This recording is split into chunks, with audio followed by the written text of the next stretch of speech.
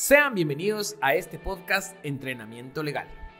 Desde que estamos en las aulas de las facultades de Derecho, soñamos con ser abogados exitosos. Que esta profesión nos permita cumplir nuestras metas personales y patrimoniales.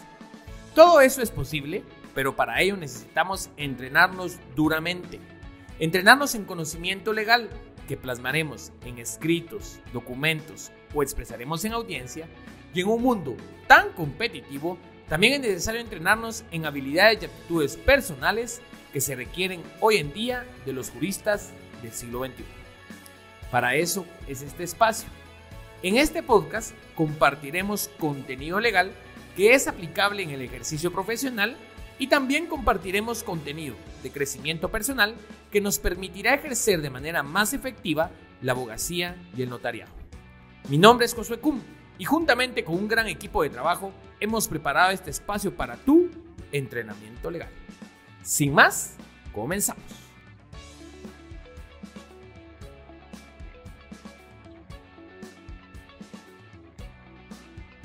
Sean todos bienvenidos a este podcast Entrenamiento Legal. El día de hoy estamos en nuestro capítulo número 89.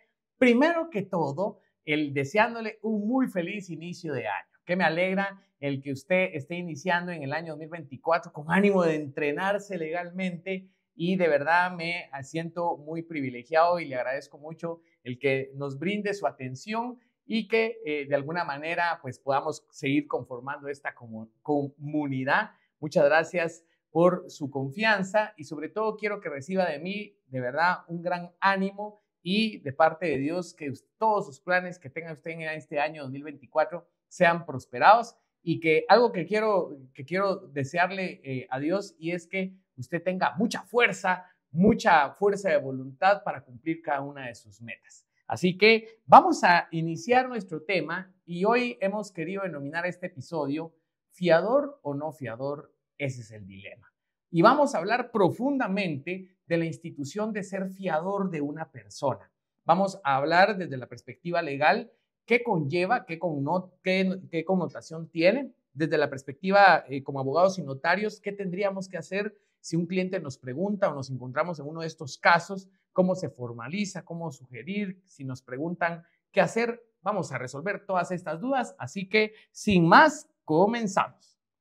Primero, vamos a platicar y entender el tema del fiador. Yo no sé si a usted le pasó, pero es común que nos pase que cuando escuchamos la palabra fianza, a veces nos preguntamos si fianza y fiador es lo mismo. Y le quiero contar que sí y no. No, realmente sí, porque cuando una persona se constituye fiador de otra, está celebrando un contrato civil que se llama la fianza. O sea que hay un contrato civil que se llama fianza. Y aquí solo quisiera recordarle, usted me dirá, mire, pero las fianzas no eran mercantiles. Le quiero contar que hay fianza civil y fianza mercantil. Está la fianza que está regulada en el artículo 2100 del Código Civil, que es el contrato de fianza típico civil. Y aparte, por aparte, está el contrato de fianza y reafianzamiento que encontramos en el Código de Comercio. Así que fianza se llama tanto una como tanto la otra. En el tema mercantil, por la ley de actividad aseguradora, ahora le denominamos seguro de caución y todo. Y eso, le quiero hacer un círculo de eso, fianza mercantil, seguro de caución, y eso lo tiramos a otro episodio. Hoy vamos a encasillarnos en el contrato típico civil de fianza civil, que es lo mismo cuando decimos, mira, ¿será que puede ser mi fiador? Fíjese que yo fui fiador de alguien, ahí está. Esa fianza, ese fiador de hacernos responsables de la deuda de otro, tal y como le estipula el artículo 2100 del Código Civil que procedo a dar lectura.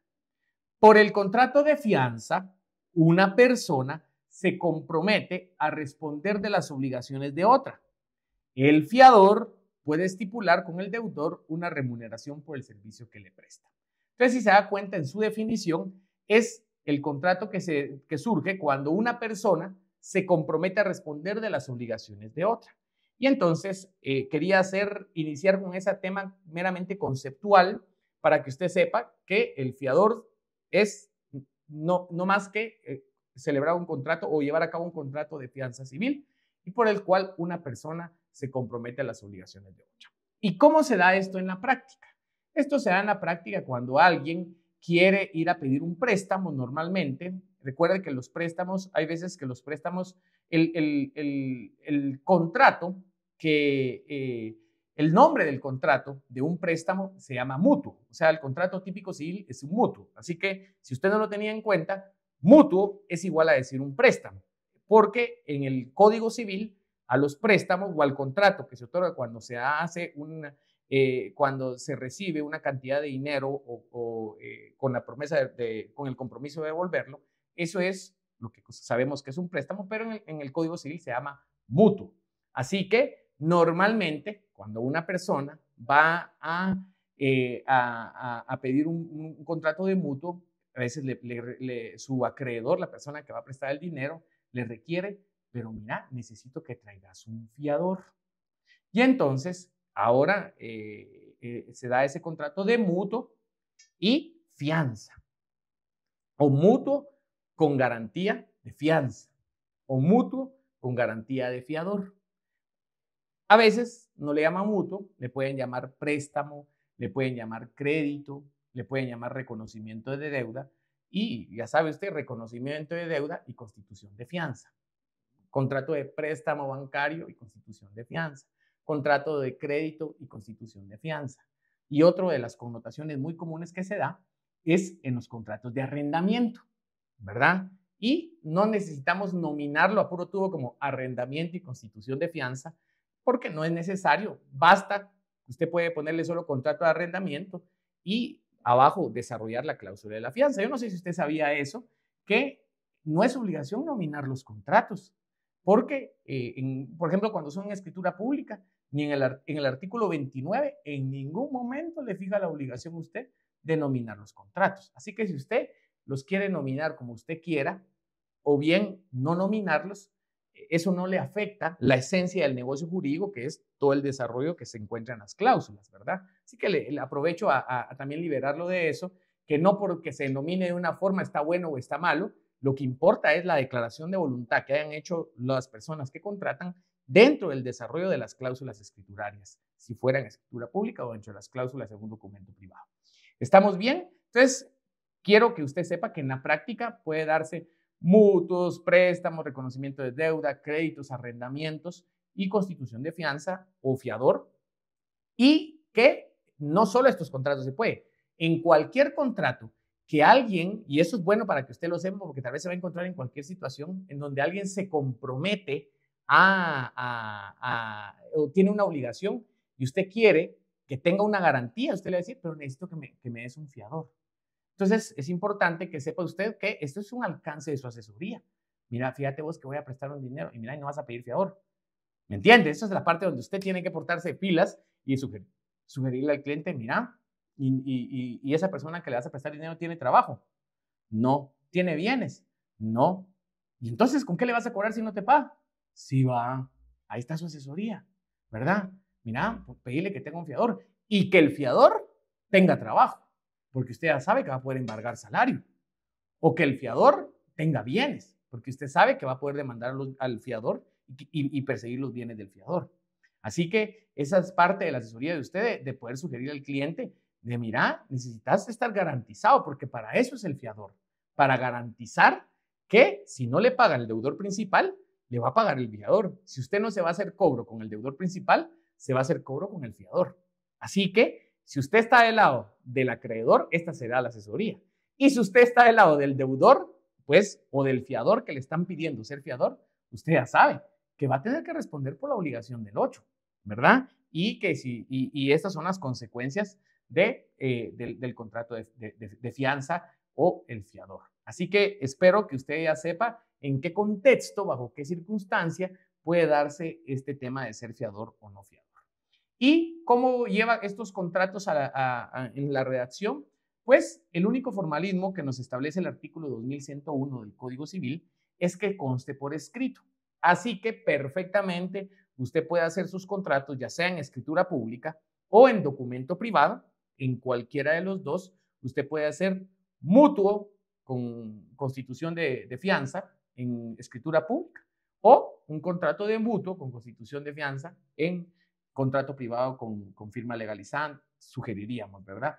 Y de igual manera los arrendamientos y cualquier contrato, tanto puede ser en escritura pública como en documento privado. Obviamente usted sabe que las ventajas que hacer en escritura pública es esa perdurabilidad, esa perpetuidad, porque está el original en el protocolo del notario y si se le pierde solo pide otro testimonio, mientras que si lo otorga en documento privado se pierde y solo se queda agarrarse el pelo uno porque ya no tiene otra copia de ese contrato, ¿verdad? Bueno, ahora le quiero hacer una situación particular. También le pueden pedir en su oficina profesional un contrato de fianza o un fiador, perdón, que constituya un fiador para temas de alimentos. Eso también se puede dar para temas de alimentos. ¿Cuál es el contexto? Usted imagínese que yo tengo a mi hijo pequeño y que yo tengo que pasar una pensión alimenticia por él. Yo le tengo que pasar a la mamá de mi hijo. Usted imagínese que le tengo que pasar 2,000 quetzales. Pero me están pidiendo, ya sea porque nos queremos divorciar o ya sea porque yo me atrasé y me están demandando en el cobro judicial o ya estoy hasta en temas penales. La cosa es que me pidieron constituir a un fiador por los alimentos de mi hijo. Entonces le quiero contar, imagínense que yo soy el deudor alimentario. Entonces voy a buscar yo con mis amigos o con alguien que sea mi fiador o que sea mi hermano. Mira vos, mi hermano se llama René.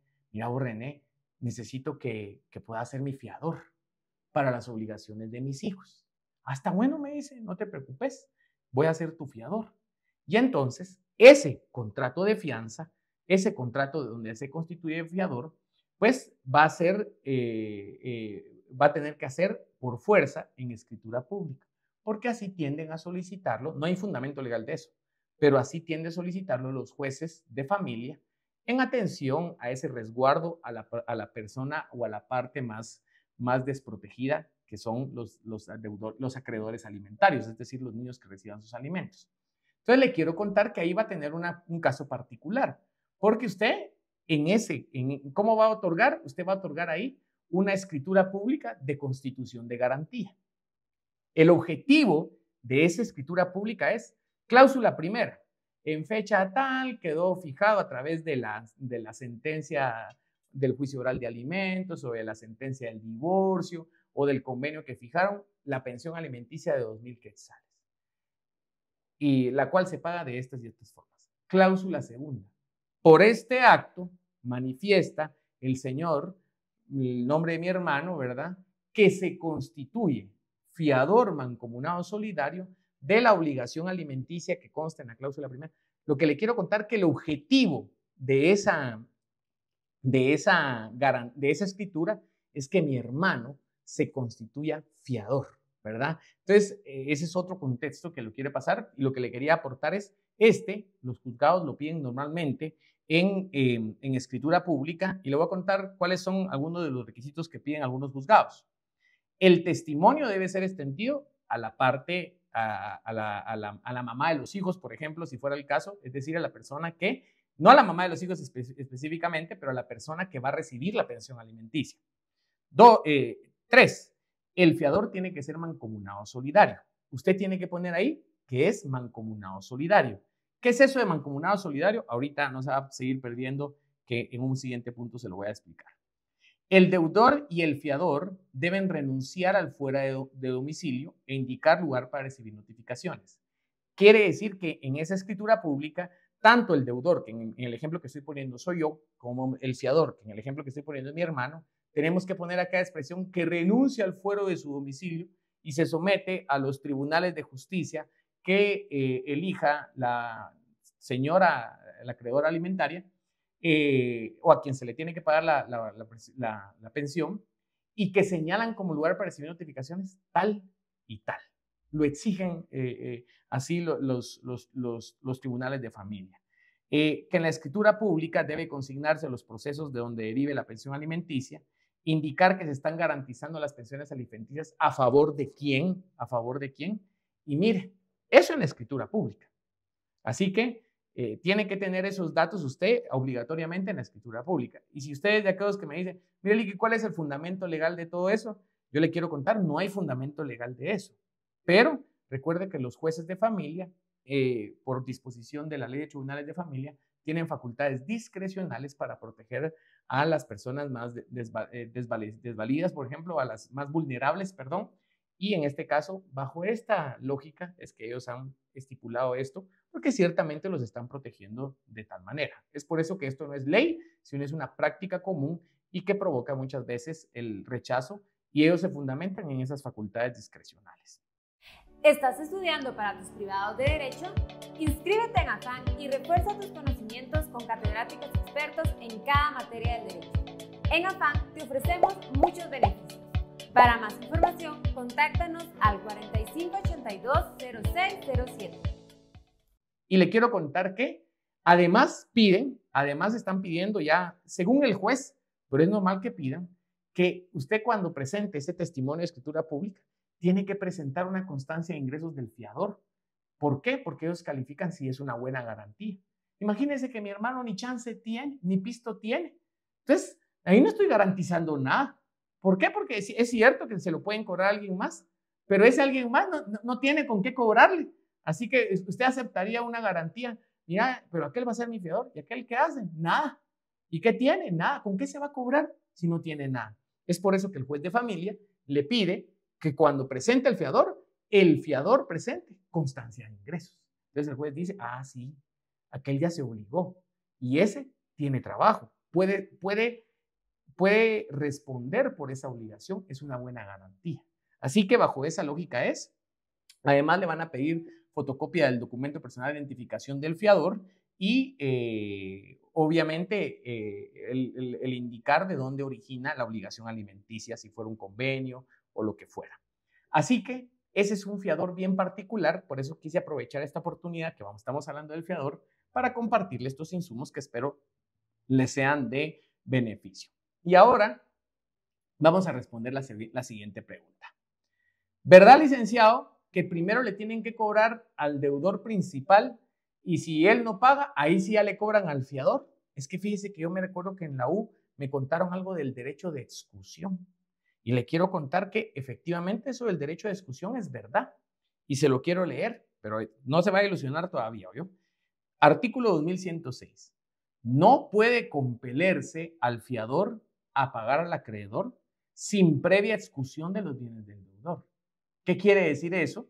Que no le pueden obligar al fiador a pagar al acreedor sin que antes haya esa exclusión de los bienes del deudor.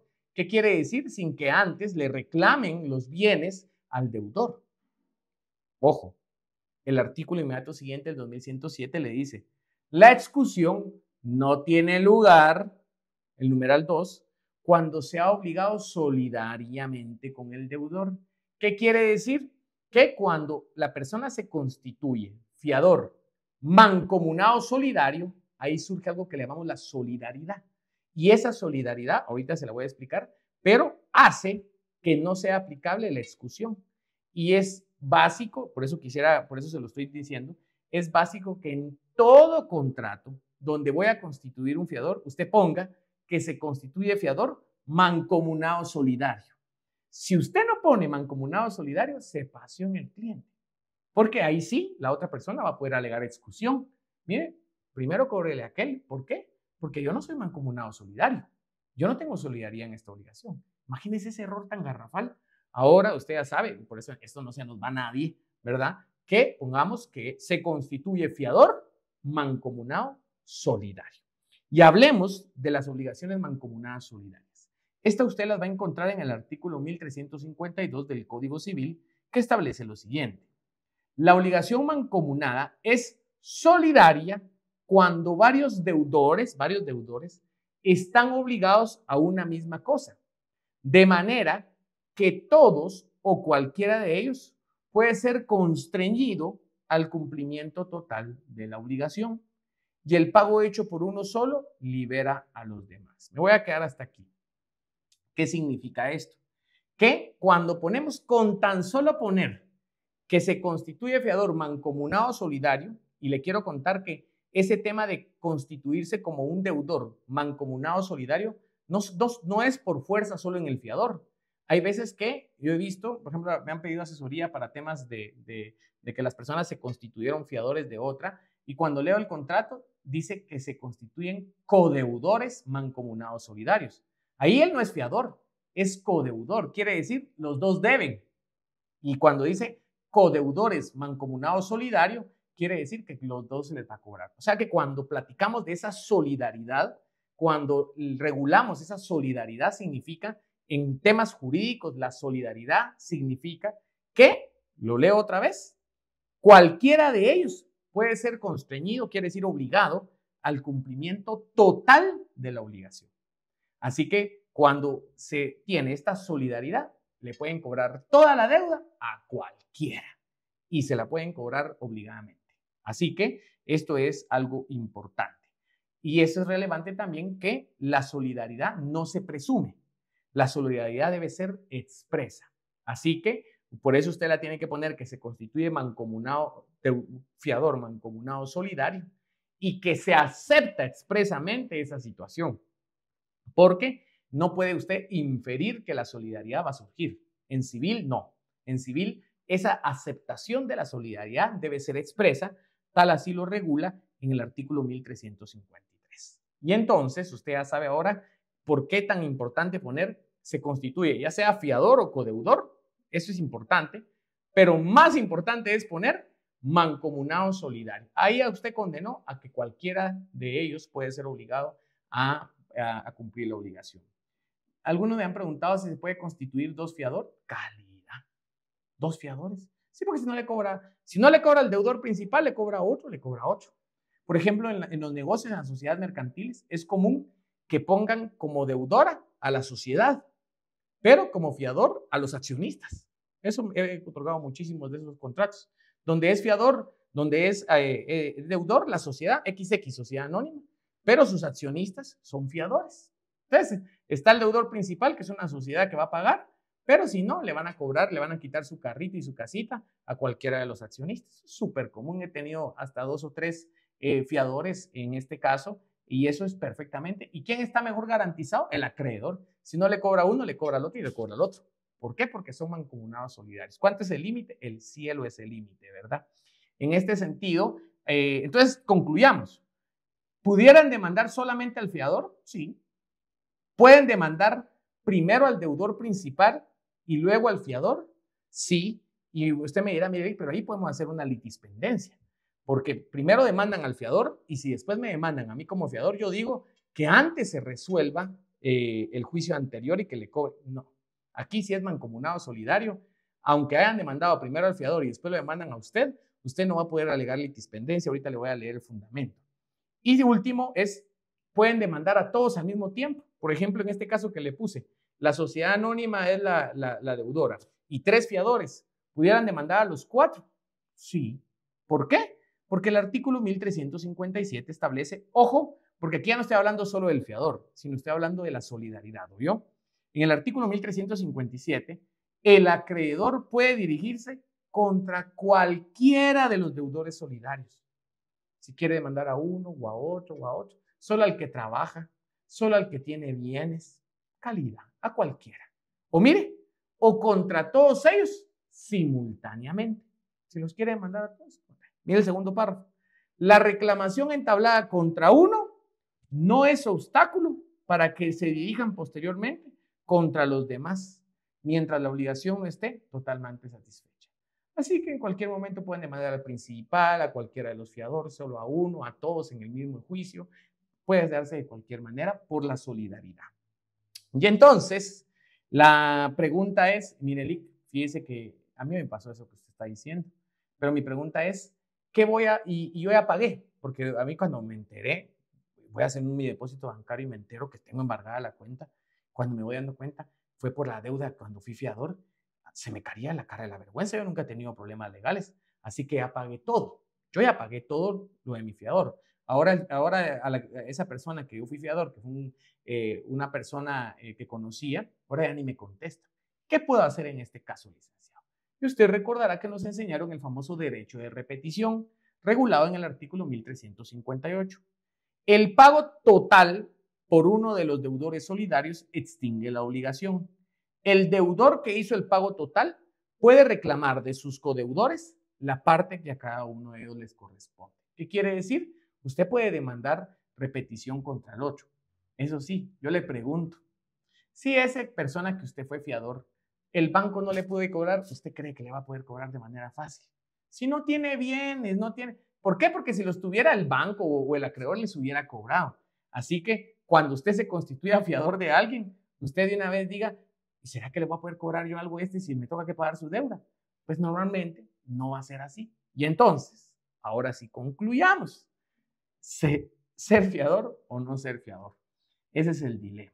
Y aquí quisiera leerle una ley suprema, que es la propia Biblia, que dice, no te comprometas por otros ni salgas fiador de deudas ajenas, porque si no tienes con qué pagar, te quitarán hasta la cama en que duermes. Aunque no crea, así surge, así sale la ley, Proverbios 22, 26.